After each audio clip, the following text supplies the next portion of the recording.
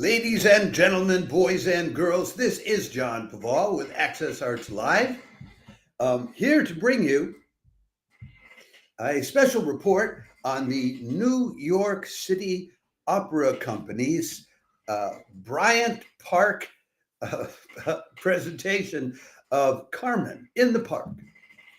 The New York City Opera, known as the People's Opera, since the mayor of New York, Fiorello LaGuardia, back in 1943, called it that, the People's Opera, has been around for a long time.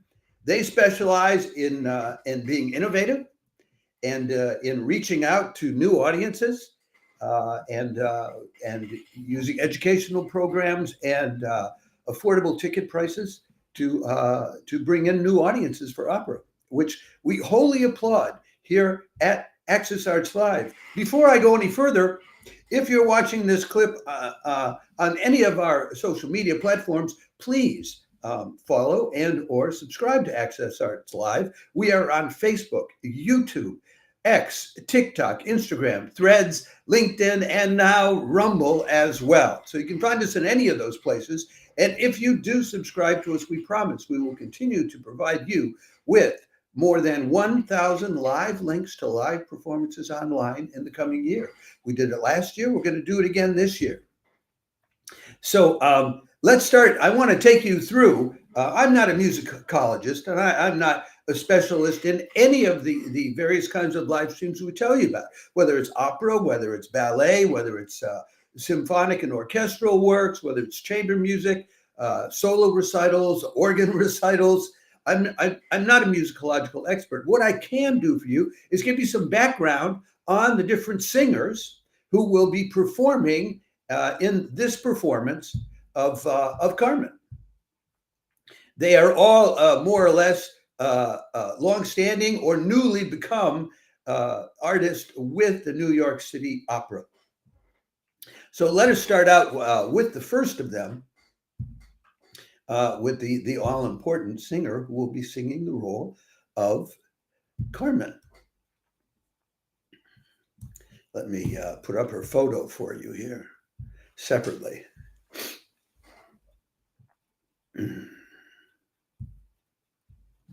This is Lisa Chavez, who describes herself also on Instagram as the loudmouth mezzo. This is not the first time she has played the role of Carmen. She has sung this role for New York City Opera before. She's experienced in the role. She does a lot of work with the Sarasota Opera, the North Carolina Opera, the Knoxville Opera. Gives you an idea of the circles that she swims in. Last season, she had a debut with the Lithuanian National Opera, in which they were doing Puccini's Il Trittico, and she sang all three mezzo leads: Frugola, Principessa, and Zita. It's that Il Trittico is a three-part play with three different stories, three different leads. She played all three of them. She also played the lead role of Maggie in the New York City Opera's premiere of the opera Stonewall, that was commissioned to celebrate the 50th anniversary of the Stonewall Uprising, which was the most notable, I think, of the first of the most notable uprisings for gay rights in New York City. Other roles that she has played for New York City Opera include Dolores and Dolores Claiborne, Paola and Florencia and El Amazonas, and Maddalena and Rigoletto. So you have an experienced mezzo-soprano who I think will be able to do a creditable job for you. And I'd encourage you to think of this in terms of, look, this is opera by the New York City Opera, not opera by the New York Met. And it's in the park where people can bring picnic baskets and come in their T-shirts and all of that. So relax and have a good time with it, especially if you're new to opera. This is a great way to start discovering it. So next up is the role of the lover who is hopelessly smitten by Carmen, the role of Don Jose, and that's played by Jeremy Browner. There's Jeremy for you. Now, Jeremy Browner is the kind of tenor who is still being described as up and coming. And his bio, for instance, mentions the fact that he was a finalist in the Metropolitan Opera National Council competition for the Northeast region in 2018, because that's how opera singers become up and coming. They have to win these competitions to get noticed. He made his debut singing opera in 2016, singing the role of Alfredo with the Dell'Arte Opera Ensemble. Then he did the role of Pinkerton in Madame Butterfly with the Cedar Rapids Opera. Then in 2021, he was with the New Amsterdam Opera, playing Arrigo in I Vespri Siciliani, where he was described by Opera Wire as a voice of unbridled power with a spine-tingling squillo. Well, there you go. He joined the New York City Opera first several years ago as Giorgio in the premiere of Ricky Ian Gordon's The Garden of the Finzi Continis. He sang Turidu in Cavalleria Rusticana at the Mid-Atlantic Opera. And he, like Lisa Chavez, he has also sung with the Sarasota Opera, but not as often as she has done in productions of Lucio di Lammermoor and Louisa Miller. So you've got an up-and-coming tenor, which is, up-and-coming is very suitable for somebody playing the hapless lover of Carmen. It's kind of suitable that happens. Very often it's a younger guy falling hopelessly in love. Or so it can be an older guy falling hopelessly in love with a younger woman. Men are always falling hopelessly in love. Now, a lot of good it does them. Being hopelessly anything doesn't really get you anywhere. I can tell you that from long experience. Anyway, next up in the role of Michaela is Eva Dorofeeva, and she is a Ukrainian soprano from the town of Chernivtsi in Ukraine. She performed a lot of opera roles back in Ukraine. Manon Lescaut, Magda in La Rondine, Mimi and Musetta in La Bohème, Liu in Turandot, Violetta in La Traviata. She started out as a real ingenue at the Kiev Opera House, then became a part of the ensemble at the Dnepropetrovsk Opera House, and she apparently has done performances in top theaters across Ukraine, in cities like Odessa and Donetsk, Lviv, and Kharkov. Although some people, I think, pronounce it Charkov these days. Then in 2016, she went to the Academy of the Puccini Festival in Torre del Lago, and then started performing all over the place, from Azerbaijan to Paris, France, to the Netherlands, to the United States, to Slovenia, to South Korea. A real globe-trotting Ukrainian. Someone to discover. And then finally, in the last of the four principal roles, and I'm sorry, I can't do more than the principal roles, or I'd be here forever talking about it, is Gustavo Fulian in the role of Escamillo, or Millo, but I think it's Millo. I think that's the right way to pronounce it in Spanish. But anyway, even though the composer is French, whatever. Argentinian American. He has performed down in Brazil and in Argentina fairly often. He was just recently payadored in Piazzolla's Maria de Buenos Aires with the Opera San Antonio. And he did that same role at the Municipal Theater in Sao Paulo and with the Atlanta Opera. This season, he sang Zurga in Les Pêcheurs de Perles at the Teatro Colón in Argentina, which does a lot of live streaming that we're often telling you about. You may have seen him in a live stream from there. I don't recall whether or not they did a live stream of that particular opera.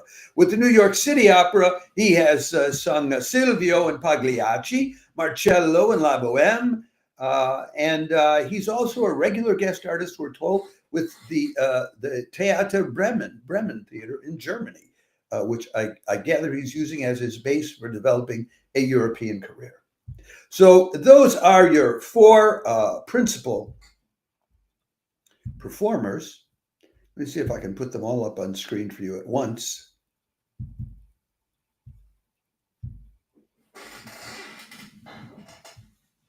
That's Lisa Chavez as Carmen. Jeremy Browner, who I think also describes himself on Instagram as Opera House for Sale, as Don Jose.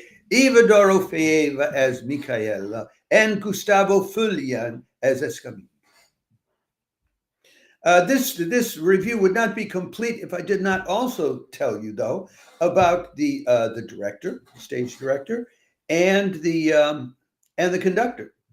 The stage director is Enrico Castiglione.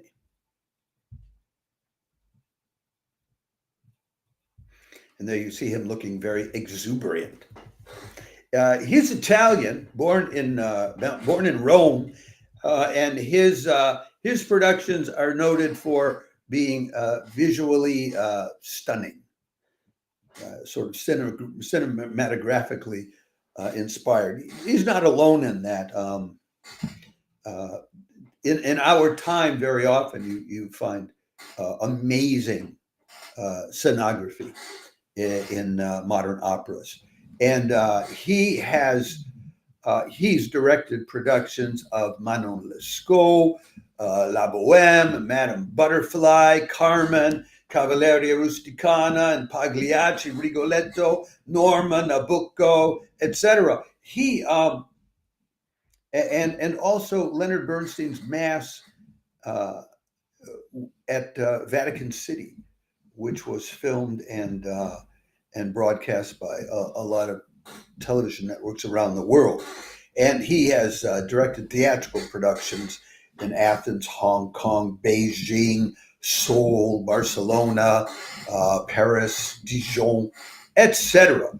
He was formerly the artistic director of Taormina Arte in Spain until 2015.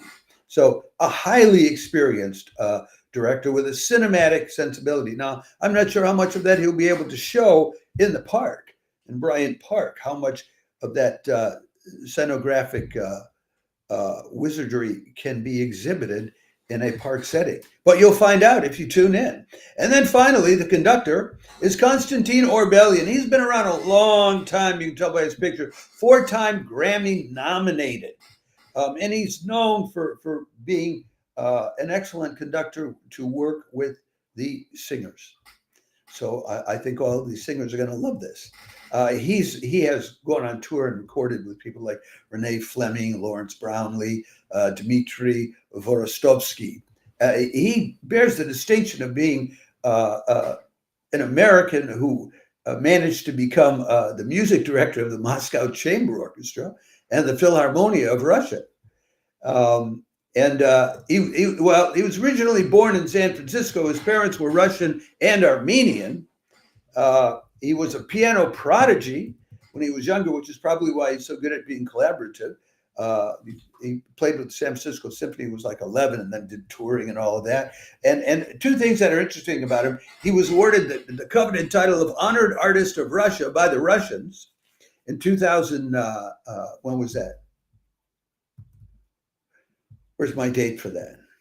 I don't have the date for when they gave him that award. But then he was also awarded in the U.S. the Ellis Island Medal of Honor, given to immigrants or children of immigrants who have made outstanding contributions to the United States. So it isn't all that often that you get people who have been honored both by the Russians and by the Americans. And so hats off to the man for achieving such an accomplishment. Folks, that is what we have for you in terms of background information. I hope that you will find the time to tune in to this lovely opera. Let me make sure I have the times right for you. It's at 7 o'clock in the evening, Eastern Daylight Time, which would be 4 o'clock in the afternoon on the West Coast at the end of your workday, 1 o'clock in the morning here in Europe, but perhaps worth staying up for, and 9 o'clock in the morning tomorrow morning down under in Australia. So if you're in Sydney or Melbourne, you might want to tune in for a Friday morning concert. Once again, it's the New York City Opera, the People's Opera, putting on this public performance in Bryant Park picnic performance where you can bring your own lunch or whatever it is of Bizet's Carmen. Within the cast, Lisa Chavez, the loudmouth mezzo, as Carmen, Jeremy Browner, who has an opera house for sale, as Don Jose, Eva Dorofeeva, the Ukrainian soprano, in the role of Micaela, and the Argentine-American Gustave Fulian in the role of Escamillo. Folks, show up or blow up. If you do, I hope you have a good time. If you watch it on YouTube, check to see if Access Arts Live is there in the chat box, if they have the chat box open, and do say hello. And if we're the ones who directed you to come see it, well, let us know that too. Okay, well, that's ciao for now. I will probably be back tomorrow briefly with some weekend highlights, because there's more opera coming up for you this weekend, as well as a performance by the Sao Paulo Symphony and scads of symphony orchestras coming back online, because it's now the fall season up here in the Northern Hemisphere. So there's a lot more live streaming coming on.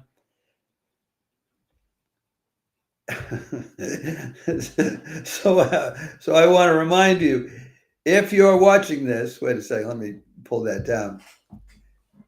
If you're watching this on Facebook, please like the video. If you're watching on any of our other platforms, please follow and or subscribe to Access Arts Live on X, TikTok, YouTube, Instagram, Threads, LinkedIn, or now Rumble. And we will continue to provide you with more than 1,000 live links to live performances online in the coming year.